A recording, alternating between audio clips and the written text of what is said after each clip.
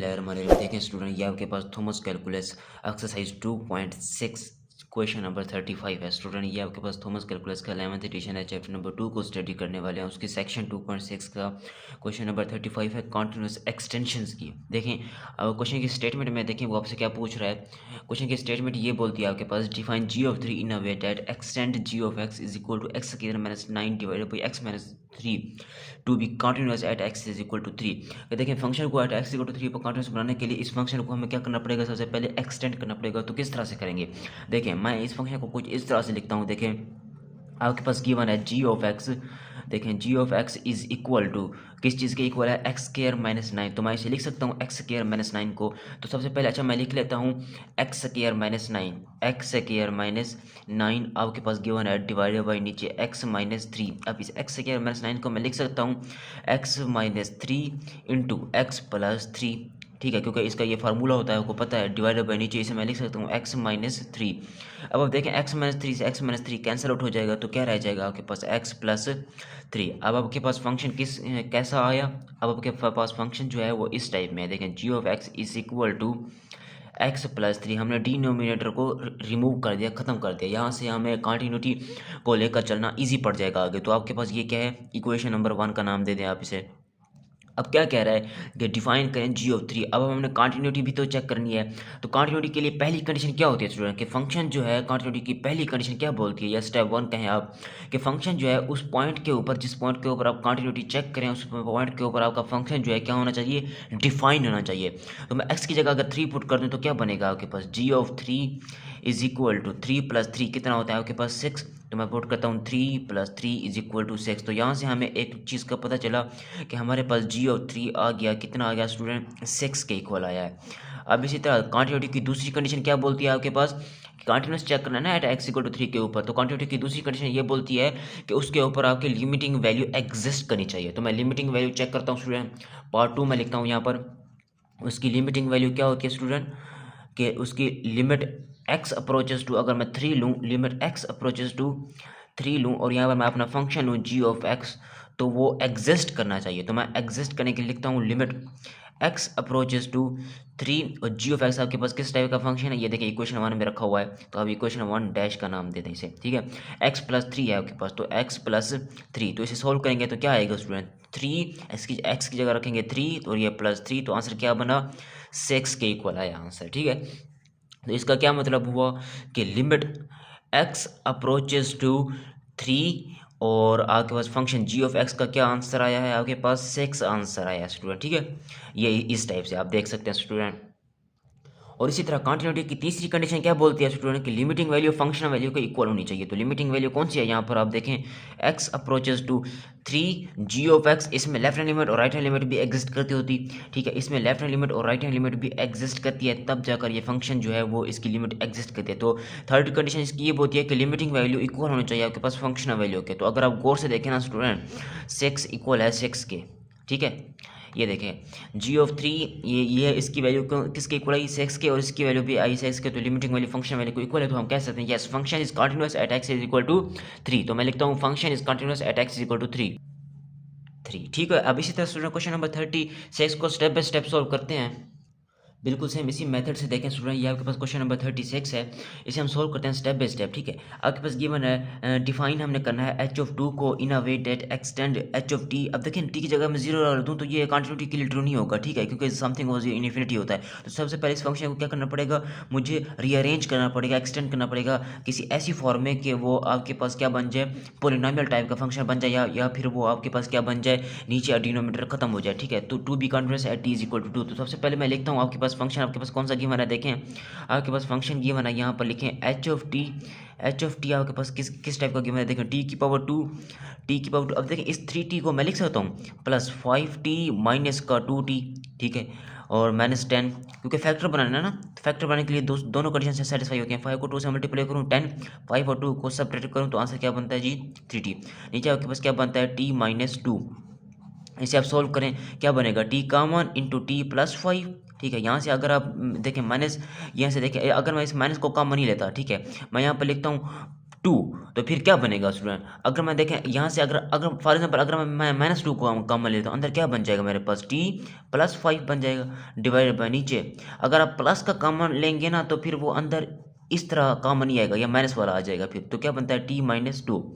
अब आगे इसको सिंप्लीफाई करेंगे तो क्या बनेगा? t+5 इंटू t-2, ठीक है स्टूडेंट, डिवाइडेड बाय नीचे। नीचे आपके पास क्या बनेगा? t-2, तो वैसे ही है नीचे। अब देखिए इससे ये कैंसिल आउट हो जाएगा तो आंसर क्या बनेगा? t+5। देखिए पॉलिनोमियल टाइप का फंक्शन आया है ना। तो अब इसी तरह अब देखें, अब इसको कंटिन्यूटी चेक करना इजी पड़ जाएगा। तो देखिए पहली कंडीशन क्या होती है आपके पास कंटिन्यूटी की?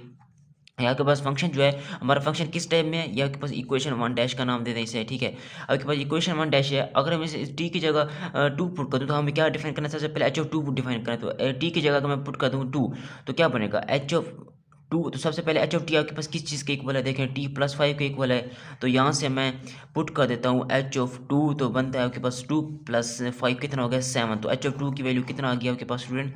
7 के इक्वल आ गया। अब इस तरह क्वांटिटी की दूसरी कंडीशन के अकॉर्डिंग क्या बनता है आपके पास? Function value sorry limiting value exist करनी चाहिए। तो मैं लिखता हूँ G limit x approaches to, अब हमारे पास x नहीं है, t है। वेरिएबल कौन सा है? t है, तो मैं लिखता हूँ t। तो मैं लिखता हूँ लिमिट t अप्रोचेस टू 2 और आपके पास फंक्शन h(t) वाला, ठीक है, h(t), इसकी लिमिट एग्जिस्ट करनी चाहिए। तो क्या बनती है इसकी लिमिट? देखें limit t approaches to 2 h(t) आपके पास किस टाइप का फंक्शन है? t+5 की टर्म में है। तो देखिए t की जगह आप रखें 2 + 5, तो ये किसके इक्वल आती है? 7 के इक्वल निकलती है, ठीक है। तो अगर आप गौर से देखें ना स्टूडेंट, लिमिटिंग वैल्यू भी 7 के इक्वल आई है और आपके पास फंक्शन वैल्यू भी 7 के इक्वल आई है। देखिए यहाँ से आप देख सकते हैं। तो कंटिन्यूटी की तीसरी कंडीशन क्या बोलती है? कि लिमिटिंग वैल्यू फंक्शन वैल्यू के इक्वल होना चाहिए। तो ऐसा ही हो रहा है यहाँ पर, limit t approaches to 2h(t) equal आ रहा है आपके पास h(2) के, ठीक है स्टूडेंट। तो ये इस तरह से आप देख सकते हैं कि आपके पास ना लिमिटिंग वैल्यू किसके इक्वल आई है? फंक्शनल वैल्यू के इक्वल आ गई है। तो इसका मतलब ये देखें 7 इक्वल है 7 के, तो आप कह सकते हैं कि फंक्शन जो है वो t=2 के ऊपर कंटिन्यूस है इस फंक्शन में, ठीक है। अब इसी तरह स्टूडेंट हम क्वेश्चन नंबर 37 को स्टेप बाय स्टेप सोल्व करते हैं। बिल्कुल सेम इसी मेथड से देखें स्टूडेंट, ये आपके पास क्वेश्चन नंबर 37 है, ठीक है। इसे हम सोल्व करते हैं। हमें डिफाइन भी करना है f(1) को, ठीक है। और इन अ वे इसमें क्या आपके पास फंक्शन जो है वो एक्सटेंड हो जाए कि कंटिन्यूटी की तरफ s=1 में। तो देखें स्टूडेंट एट x=1 के ऊपर फंक्शन को कंटिन्यूटी एक्सटेंड करने के लिए क्या करना पड़ेगा? सबसे पहले मैं इस फंक्शन में ना नीचे s(1) को किसी न किसी तरीके से मुझे क्या करना पड़ेगा स्टूडेंट? खत्म करना पड़ेगा। तो मैं क्या करता हूँ स्टूडेंट, देखें दोनों के फार्मूले लगा देता हूँ। तो क्या बनता है? देखें आपके पास फंक्शन किस टाइम में गिवन है? देखें आपके पास फंक्शन गिवन है, अब आपके पास है f(s)=(s)³ माइनस इस 1 को मैं लिख सकता हूँ 1⁻3, ठीक है, ब्रैकेट में, और डिवाइडेड बाय नीचे आपके पास क्या गिवन है स्टूडेंट? s² - 1 है। s² - 1 को भी मैं लिख सकता हूँ 1 का स्क्वायर। तो ये क्या बनता है? देखें आपके पास बनेगा s-1³ का फार्मूला लगाएं, s-1 इंटू s², ठीक है, प्लस s+1, इसका क्यूब का मैंने फार्मूला लगा दिया। तो ये अब इसी तरह नीचे क्या बनता है स्टूडेंट? आपके पास नीचे आपके पास इसका स्क्वायर का फार्मूला लगाएं तो क्या बनेगा आपके पास? s² - 1 का स्क्वायर है, तो ये s-1 इंटू s+1 के इक्वल आता है। तो यहाँ से s-1 से s-1 कैंसिल आउट हो जाएगा, ऊपर आपके पास रह जाएगा s² plus s+1 divided by नीचे आपके पास क्या रह जाएगा स्टूडेंट? s+1। अब आपके पास ये इक्वेशन नंबर 1 डैश का नाम दे दें या किसी भी चीज़ का आप इसे नाम दे दें। बेसिकली ये आपके पास क्या है? फंक्शन है, ठीक है। अब हमने इसका पहला स्टेप करना है कंटिन्यूटी का। वो क्या बोलता है आपके पास कि आपके पास फंक्शन जो है वो डिफाइन होना चाहिए। तो f की जगह अगर मैं रख दूं, हमें क्या चाहिए? f(1), f की जगह s की जगह मैं रख दूं 1, तो क्या बनेगा? देखें 1 का स्क्वायर प्लस 1 तो ये क्या बनता है स्टूडेंट? 1 + 1 तो ये बनता है 3 डिवाइडेड बाई नीचे 1 + 1 तो 2, तो आंसर बनता है 3 डिवाइडेड बाई 2। इसी तरह आपके पास क्या बनेगा स्टूडेंट? लिमिटिंग वैल्यू चेक करनी है। तो लिमिट आपने आपके पास s है वेरिएबल, तो s अप्रोचेस टू क्या होगा? 1 होगा। तो लिमिट x अप्रोचेस टू 1 आपके पास फंक्शन आपके पास किस टाइप का गिवन है? ये वाला गिवन है। तो सबसे पहले मैं लिखता हूँ f(s). देखें इसमें आप x की जगह अगर रख देना 1 तो क्या बनता है जी? 1 + 1 + 1 3 डिवाइडेड बाई 1 + 1 2 3 डिवाइडेड बाई 2। तो लिमिटिंग वैल्यू फंक्शन वैल्यू को इक्वल आती है। तो अगर आप गौर से देखना student, limit s approaches to, तो आपको नज़र नहीं आ रहा होगा, आप यहाँ से देखें लिमिट s अप्रोचेस टू 1, ठीक है, f(s) आपके पास इक्वल आया है f(1) के। लिमिटिंग वैल्यू जो है वो फंक्शन वैल्यू के इक्वल है। तो आप कह सकते हैं फंक्शन जो है वो एक्सटेंड करने के बाद s=1 के ऊपर क्या है? कंटिन्यूस है। अब इसी तरह स्टूडेंट क्वेश्चन नंबर 38 को स्टेप बाय स्टेप सोल्व करते हैं। बिल्कुल सेम इसी मेथड से देखें स्टूडेंट, ये आपके पास क्वेश्चन नंबर 38 है, इसको हम सोल्व करते हैं। अब हमने डिफाइन करना है जी ऑफ 4 को in a way that extend G of X. ये फंक्शन को इस टाइम में हम एक्सटेंड करें कि वो कॉन्टिन्यूस हो जाए एट एक्स इक्वल टू 4 के ऊपर। तो आप देखें ना आपके पास फंक्शन किस टाइप का है, इस टाइप का फंक्शन है। तो आप सबसे पहले फंक्शन को रीअरेंज करें, तो मैं इसे कुछ इस तरह से लिखूँगा, क्योंकि देखें अगर मैं इस फंक्शन के ऊपर कॉन्टिन्यूटी ट्रैक चेक करता हूँ तो आपके पास ना ये डिफाइन नहीं होगा, ठीक है। तो मैं सबसे पहले इसे क्या करना पड़ेगा, इसे मुझे रीअरेंज करना पड़ेगा। तो मैं इसे स्टेप बाय स्टेप सोल्व करता हूँ स्टूडेंट। देखिए इसे मैं लिख सकता हूँ, आपके पास गिवन है G of x is equal to, अब देखिए इसे मैं लिख सकता हूँ, आपके पास क्या गिवन है एक्स की पावर 2 माइनस इस 16 को मैं लिख सकता हूँ 4 की पावर 2, ठीक है। और ये आप ब्रैकेट में बंद कर दें, होल डिवाइडेड बाई नीचे आपके पास क्या गिवन है स्टूडेंट, एक्स की पावर 2 माइनस 3x माइनस 4। अब इस माइनस 3x को मैं लिख सकता हूँ एक्स की पावर 2 माइनस, अच्छा मैं फंक्शन लिख लेता हूँ, minus 3x minus 4 is equal to, आगे आपके पास क्या बनेगा x minus 4 into x plus 4, ठीक है। इसका स्केयर वाला फंक्शन मैंने स्केयर वाला फार्मूला लगाया है, ठीक है। अब नीचे आपके पास क्या बनेगा, एक्स की पावर 2 माइनस, अब 3x को लिख सकता हूँ माइनस 4x प्लस एक्स, ठीक है, फैक्टर बनाने के लिए, क्योंकि इसको जब मैं इसे मल्टीप्लाई करूँगा अंदर वाली इन दो चीज़ों को तो बनेगा माइनस 4x स्केयर, तो बाहर वाली भी वैसे ही माइनस 4x स्केयर है। तो अगर मैं इन दोनों को एडअप या सब्ट्रैक्ट करता हूँ तो क्या बनेगा, देखिए माइनस 3x बनेगा, तो वो अंदर अब आपके पास क्या है, माइनस 3x है। इसे आप सोल्व करें स्टूडेंट, आपके पास क्या बनता है, देखें एक्स माइनस 4, ठीक है, इंटू, और आपके पास ऊपर है एक्स प्लस 4 डिवाइडेड बाई नीचे आपके पास क्या गिवन है। अब यहाँ से आप क्या कॉमन लेंगे, आप कॉमन लेंगे एक्स इंटू एक्स माइनस 4, और यहाँ से आप प्लस 1 को कॉमन लेंगे तो आगे एक्स माइनस 4 है। इसको मज़ीद सिंप्लीफाई करेंगे तो कुछ किस टाइप का आपके पास फंक्शन बनेगा, देखिए आपके पास फंक्शन बनेगा ऊपर x minus 4 into x plus 4, ठीक है।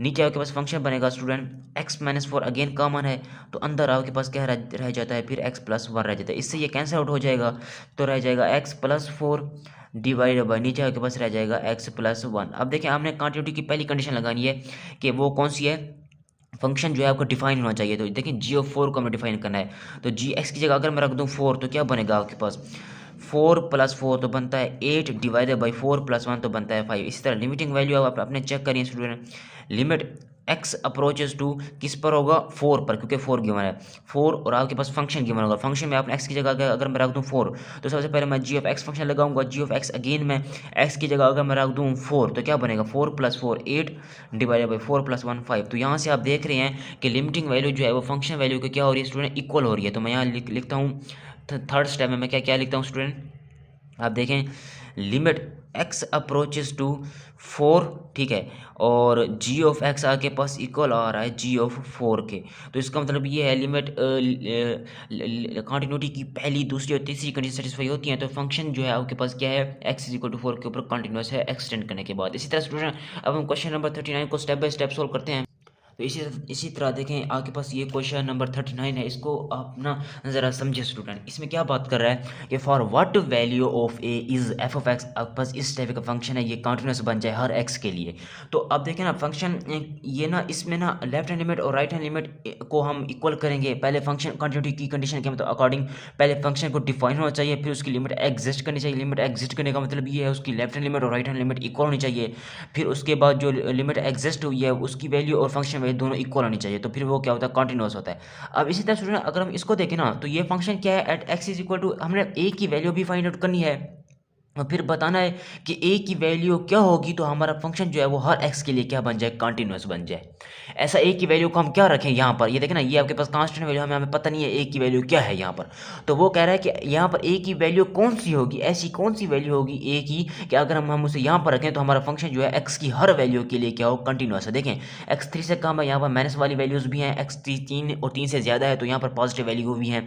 एक्स की हर वैल्यू के लिए ऐसा ए की कौन सी वैल्यू हो तो हमारा फंक्शन जो है वो क्या बन जाए, कंटिन्यूअस बन जाए। तो देखें स्टूडेंट मैं कहता हूं कि अगर यहाँ तो सबसे पहले कंटिन्यूटी की पहली कंडीशन तो हमें पता है स्टूडेंट, देखें उस पर हमारा फंक्शन जो है वो क्या होना चाहिए, डिफाइन होना चाहिए। तो अगर हम x की जगह रखें, x 3 से कम नंबर ऑफ एलिमेंट्स मैं यहाँ पर रख देता हूँ। तो फॉर एग्जांपल मैं रखता हूँ यहाँ पर -2, तो -2 की पावर 2 क्या बनता है, 4 -1 3, तो यहाँ पर एफ का कोई ना कोई आंसर आ रहा है ना। अब x की पावर 3 में रखता हूँ उसके ऊपर भी यहाँ पर कोई ना कोई आंसर आएगा, ए कोई आप कहते हैं कांस्टेंट है तो फिर उसके ऊपर भी आ रहा है, तो आप कह दें कि फंक्शन जो है वो आपके पास x जब 3 से कम है या x जब 3 से ज़्यादा है तो फंक्शन आपका क्या है, डिफाइन है। as function is defined, function is defined आपके पास डिफाइन है फंक्शन, ठीक है। At x is equal to any number के ऊपर फंक्शन क्या है आपके पास डिफाइन है। अब दूसरी कंडीशन क्या बोलती है आपके पास कि लिमिट एग्जिस्ट करनी चाहिए। क्या करनी चाहिए? लिमिट x अप्रोचेस टू, अब मैं अगर 3 पर चेक करना चाहूँ तो मैं देखें x अप्रोचेस टू 3 पर चेक करना चाहूँ लिमिट को, तो आपके पास फंक्शन क्या होना एग्जिस्ट होना चाहिए। तो उस फंक्शन के ऊपर उसकी लिमिट क्या होना चाहिए एग्जिस्ट होना चाहिए। अब इस चीज़ का क्या मतलब है स्टूडेंट? इसकी मतलब ये है कि लेफ्ट हैंड लिमिट और राइट हैंड लिमिट इक्वल होनी चाहिए। इस चीज़ का मतलब ये है उसकी लेफ्ट हैंड लिमिट और राइट हैंड लिमिट इक्वल होनी चाहिए। तो मैं लेफ्ट हैंड लिमिट निकाल लेता हूँ स्टूडेंट सबसे पहले। तो आपके पास गिवन है लिमिट x अप्रोचेस टू 3 और मैं लेफ्ट हैंड लिमिट लगा देता हूँ f ऑफ x। तो आप लिखें limit x approaches to 3 left hand limit और एफ ऑफ एक्स आपके पास क्या गिवन है x जब 3 से कम है, ठीक है 3 पर पहुंचनी है लिमिट 3 से कम, देखिए मैथ्स का साइन लगा हुआ है, तो 3 से कम वाली फंक्शन कौन सा चूज होगा x स्क्वायर माइनस 1 वाला, तो x स्क्वायर माइनस 1। तो इसका आंसर क्या निकाला स्टूडेंट? x की जगह रखेंगे 3 का स्क्वायर लेंगे तो बनता है 9 9 माइनस 1 तो बनता है 8, ठीक है। अब इसी तरह स्टूडेंट इसकी राइट हैंड लिमिट को देखें आप, राइट हैंड लिमिट क्या बनेगी स्टूडेंट आपके पास?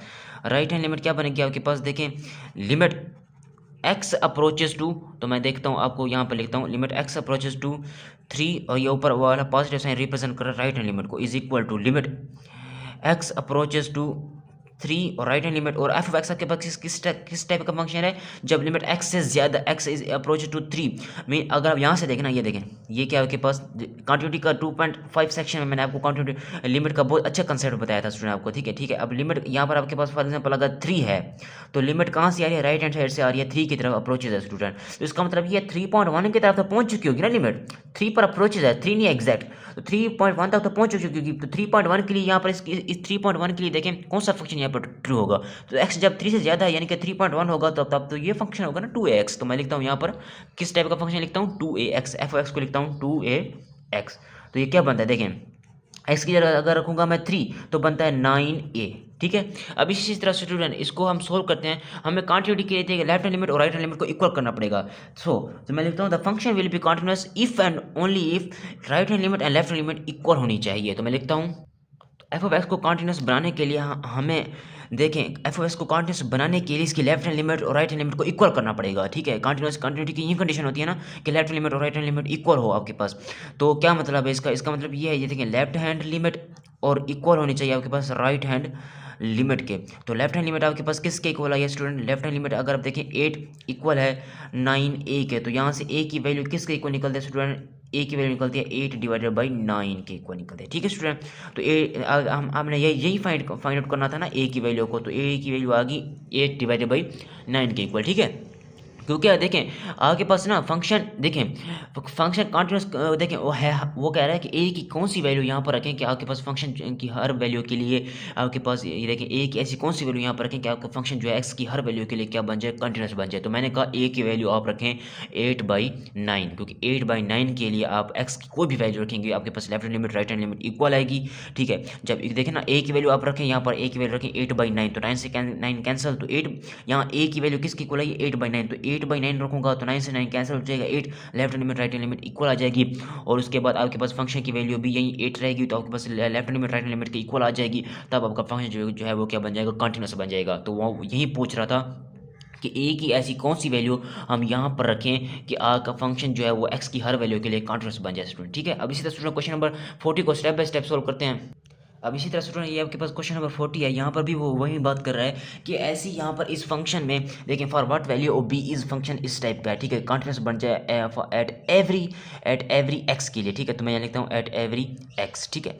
अब देखें स्टूडेंट अगर आप गौर से देखें ना स्टूडेंट, तो यहाँ पर वो मैं आपको बताता हूँ वो क्या क्या कह रहा है। देखें वो कह रहा है कि इस बी की जगह ऐसी कौन सी मैं कांस्टेंट वैल्यू पुट कर दूँ कि आपका जो फंक्शन एफ ऑफ एक्स है वो एक्स की हर वैल्यू के लिए क्या हो? कंटिन्यूस हो। देखें -2 से कम -3 -4 -5 -6 अप टू 1, -2 से ज़्यादा -1 0 1 2 3 अप टू 1। तो एक्स की हर वैल्यू के लिए ऐसा बी का मैं कौन सा यहाँ पर कांस्टेंट वैल्यू पुट कर दूँ कि आपका फंक्शन जो है वो कंटिन्यूस बन जाए। तो बाकायदा मुझे ना इस फंक्शन को कंटिन्यूटी चेक करना पड़ेगा। तो देखें उसके लिए मुझे क्या करना पड़ेगा? Left hand limit right hand limit को क्या करना पड़ेगा? इक्वल करना पड़ेगा। देखें अगर मैं x को रख देता हूँ -2 से कम -3 तो अब भी फंक्शन डिफाइंड है। x की जगह अगर मैं -2 से ज़्यादा रख देता हूँ यहाँ पर तो कोई ना कोई आंसर आएगा ना इसका, इन्फिनिटी तो नहीं आएगा, तो फिर भी आएगा। तो इसका मतलब ये as function is defined, function क्या है? ऑलरेडी पहले से डिफाइन है। तो दूसरी कंडीशन में चले जाएंगे, फंक्शन इज डिफाइंड दूसरी कंडीशन इसकी क्या बोलते हैं स्टूडेंट, दूसरी कंडीशन इसकी ये बोलती है आपके पास लिमिट एक्स अप्रोचेस टू, आपके पास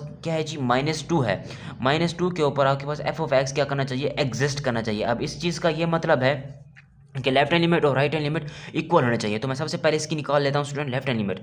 तो लेफ्ट हैंड लिमिट मैं लिखता हूँ limit x approaches to -2, left hand का साइन लगा देता हूँ, F of x is equal to limit x approaches to -2, और लेफ्ट हैंड साइड की लिमिट है ना, तो फिर उसके लिए कौन सा फंक्शन एग्जिस्ट करेगा स्टूडेंट, देखें left hand limit F x किस -2 से कम है तो एक्स है, एक्स की जगह मैं रख देता हूँ -2। इसी तरह राइट हैंड लिमिट आपने निकालनी है स्टूडेंट, राइट हैंड लिमिट आपके पास किस चीज़ की इक्वल आएगी student, limit x approaches to -2, ऊपर राइट हैंड साइड का साइन लगा देता हूँ इज इक्वल टू लिमिट, ये राइट हैंड और लेफ्ट हैंड लिमिट मैंने आपको सेक्शन 2.5 में बहुत ही अच्छे से समझाया हुआ स्टूडेंट, अगर आपने वो नहीं देखा ना वो आप लाजमी देखें। देखें -2 से ज़्यादा एक्स की कौन सी वैल्यू होगी, यहाँ पर बी एक्स स्क्वायर होगा, तो B x square is equal to, यहाँ पर बी को एज इट रखता हूँ, एस की जगह मैं माइनस, देखिए अगर मैं एक्स की जगह रख देता हूँ, ये देखें लिमिट अप्रोच टू -2 है, ठीक है -2 इसका पावर 2 लूँगा तो बनता है 4। तो आप अपना यहाँ पर लिखें लेफ्ट हैंड लिमिट और right hand limit function continuous कब होगा, देखें for function to be continuous we must have ये लेफ्ट हैंड लिमिट और राइट हैंड लिमिट इक्वल हो, तो -2 इज इक्वल टू बी 4 के। तो यहाँ से आप देखते हैं बी की वैल्यू क्या निकलती है, -2 divided by 4, it mean minus का 1/2।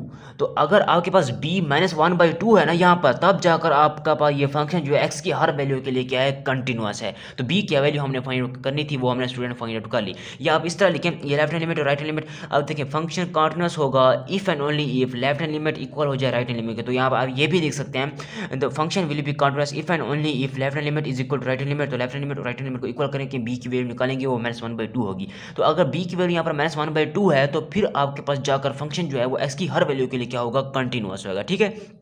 तो अब यहाँ पर देखें ना बी की वैल्यू यहाँ पर मैं रखता हूँ, मैं यहाँ देखें बी की वैल्यू मैं यहाँ पर रखता हूँ -1/2, बी की वैल्यू -1/2 मैं यहाँ पर रख देता हूँ, तो यहाँ पर क्या बनेगा -2 बनेगा। तो left hand limit right hand limit की इक्वल आ जाएगी। तो ये यहाँ इसका मतलब ये हुआ फिर ये चीज़ एग्जिस्ट करेगी। फिर एक लास्ट कंडीशन रह जाएगी, थर्ड कंडीशन कि लेफ्ट हैंड लिमिट जो है सॉरी वो जो लिमिट की जो वैल्यू है ये एग्जिस्ट हुई, इसकी जो वैल्यू है वो फंक्शन वैल्यू को क्या होनी चाहिए, इक्वल होनी चाहिए। तो यहाँ पर भी एस की जगह रखेंगे। आप देखें मैं आपको बता रहा हूँ ये एडिशनल स्टेप, एस की जगह पर आप रखेंगे क्या -1/2 रखेंगे। यहाँ पर अगर देखें पहले आप -2 रखेंगे तो -2 रखेंगे, यहाँ पर आप रखेंगे क्या पर रखेंगे, बी की जगह पहले -1/2, इसका जो भी आंसर रहेगा फिर उसके बाद आपके पास ये फंक्शन बन जाएगा। फिर आपने फंक्शन में x की जगह रखना है -2, फिर उसके ऊपर देखना है फंक्शन की कौन सी वैल्यू आई है। फिर उसके बाद आपने ये लिमिटिंग वैल्यू जो लिमिट इसके बाद b की वैल्यू यहाँ पर रखेंगे, ठीक है। यहाँ पर b की वैल्यू रखेंगे तो क्या बनेगा -2। इसका मतलब ये है इसकी जो फंक्शनल वैल्यू होगी वो भी -2 की इक्वल आएगी, और जो आगे पास इसकी लिमिट वैल्यू है वो भी -2 की इक्वल आएगी। दोनों इक्वल आ जाएंगे तब जाकर फंक्शन जो है वो x -2 के ऊपर कंटिन्यूस होगा। -2 के ऊपर तो क्या वो x के हर पॉइंट के ऊपर क्या होगा, x की हर वैल्यू के लिए क्या होगा, कंटिन्यूस होगा, ठीक है। अब अगर आप स्टूडेंट अगर आप चैनल पर ना है तो चैनल को जरूर सब्सक्राइब करें। मिलते हैं नेक्स्ट वीडियो में, तब तक के लिए अल्लाह हाफिज़।